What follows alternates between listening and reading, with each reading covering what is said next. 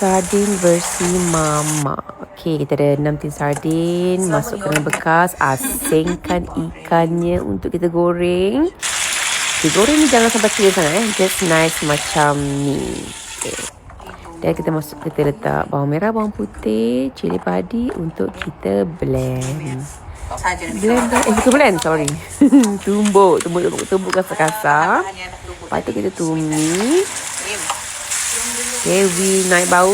Baru masukkan cili kisar ni mama buat homemade. Bukan cili yang apa tu yang ready kat pasar tidak. Tapi kita homemade. Lepas tu tumis apa pecah minyak. Okay. Kalau kita tumis, kita kena tumis sampai bawang kita garing. Dengar tu, sampai garing. Lepas tu kuah sardin tadi tu, dalam tin tu, kita tambah garam, gula, kicap sier, sos ikan lah kicap sier tu.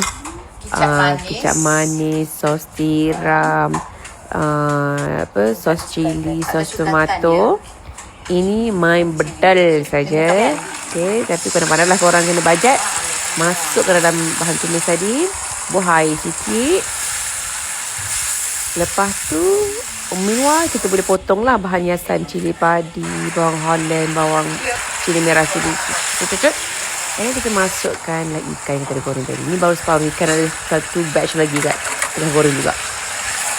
Okay, jangan kasih sangat nanti hancur. Okay, masukkan benda-benda lah yang kita potong tadi tu.